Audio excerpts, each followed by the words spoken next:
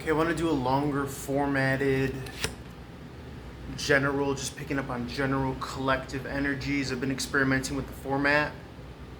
And the 1 minute readings are good, are awesome, well and good. They do very well with the views, but I just want to get more of a feel for the general collective energies here. So something is in a blind spot with the Emperor in the reverse, maybe even at times disempowered. Okay.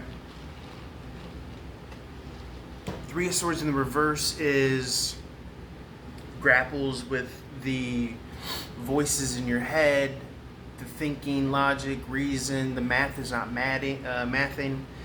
That analytical side of us, right? That we're always in balance with. My nose is itching, so that's always a sign that we're good to go. Okay. Something could be in a blind spot here in regards to that aspect, though. Okay. There might be a lot of soul contracts expiring officially, like in the 5D, like people handing you your papers and like, I'm getting that like you're either like tearing them up or you're not abiding by them, but like in the 5D. But why is the Emperor in the reverse? Usually when the Emperor is in the reverse, it's a disempowered aspect, or in some sort of upside down world. Or he's doing some internal work of coming out of sadness or heartbreak that has to do with, like I said, the cerebral mindset.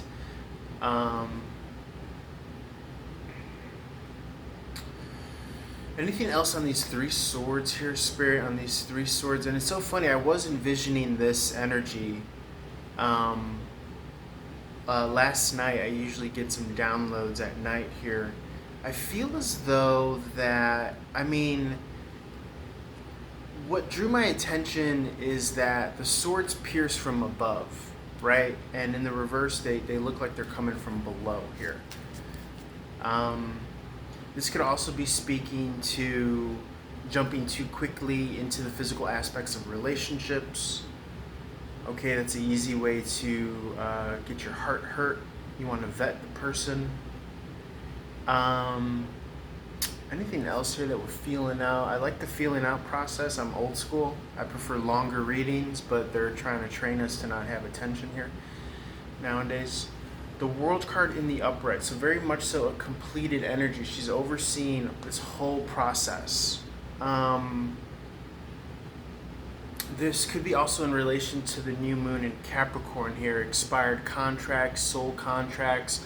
The Devil card, the Capricornian, Saturnian energy can represent contracts expiring officially. Okay. The World card is also Saturnian energy, powered by Saturn. Discipline, restriction here.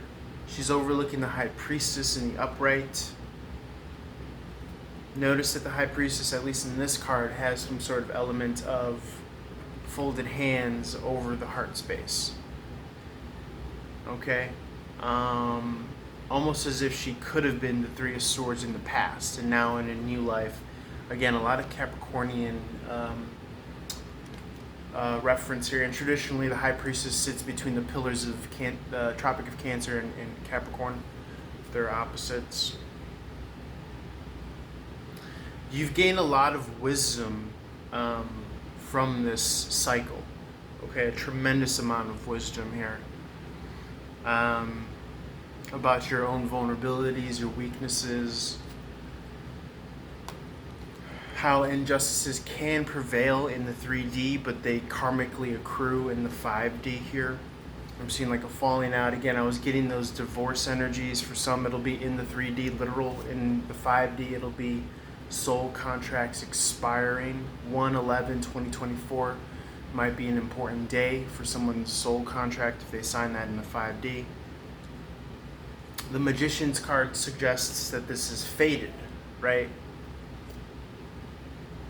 But then you get the Sun card in the upright. You, I feel, are at the benefit of this. Okay, you are pleasantly surprised, and I'm getting more of a positive feeling about this. You may have signed up for something, and it kind of put you in this suspended.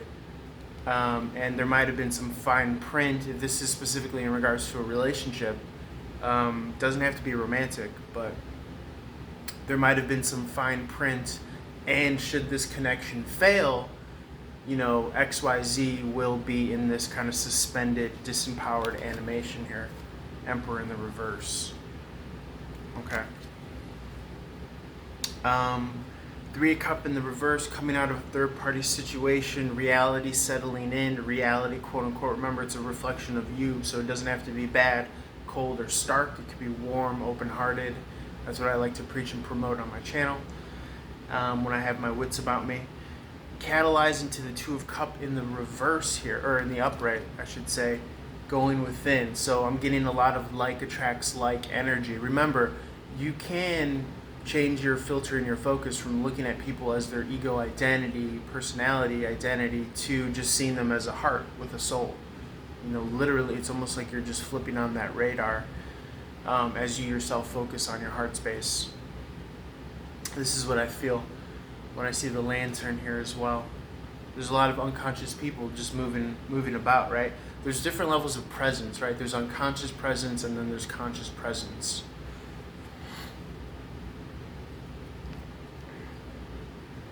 And then what I like to practice at times is having like a mindfulness where I'm actually putting my attention on my heart space, opening up as though I'm a candle in the world, right? Sometimes the world feels really dark. Sometimes people don't feel or seem awakened. And you open the heart space. And then you'll come across people who are open-hearted. And it feels good to be around them, right? Let's see, Three of Pentacles in the reverse. This could be coming out of a place of business, studies, a school. This could be coming out of some architecture and or some third-party dependency here as well. To where you're finding your balance on your own, 2 feet with the Two of Pentacles in the upright. There are endings to heavier work, burden-oriented lifestyles. That's been thematic, okay? And my apologies if the messaging has been so repetitive, but these things are thematic and not everyone's going to see every video every day. So they're little baby steps, But you've definitely been programmed and planted with your heart's desires here. So the Seven of Wands in the upright is fighting for that. Okay, remembering not to get lost in the algorithm, not to get lost in playing the game. Okay, whether it be likes, views, shares, comments, or whether it be time, money, all that stuff, belongings. Remember to stand for what you've been given as your kind of, whether you want to call it purpose or whatever it is that you've been kind of championing, attracted to want to champion in this lifetime. This Seven of Wands in the upright, it doesn't have to be this kind of hard, arduous thing. Okay? It could be wise and battle-tested. It doesn't have to be a grind. So I think that there's a certain balance. I do see sudden change here with the Tower card in the upright. Spirit, you want to illuminate as to anything that this has to do with here? Okay, I see Two of Cups in the upright, rapid agreement overnight, new romance, new occupation for some here. Okay, definitely this is Capricorn new moon that we're in here. Anything else that the collective would want to know? Obviously the storyline is going to change. What is this going to bring for the collective? I suppose give us the general answer for the general percentage. Okay, Nine of Cups in the upright. Wish fulfillment. This is based on the backbone of either your traditional work experience or just your life experience, your life resume. But typically the Nine of Cups is a minor arcana wish fulfillment here. Anything else here, Spirit, as we wrap up? Ten of Pentacles. God damn. That is happiness. That is legacy. That is something that you could build a legacy, a cornerstone, a family on. Generational wealth, inheritance. This is some bombastic energy. Fucking love it. And then you still have, I think, apropos, the Sun card here was laid flat as I was laying the other cards here like this on this panel that I have here. Whatever it is, it's going to bring generational wealth, stability, some real big business coming through here. I really like it. You could be signing with a company, well established. Holler for more. Peace.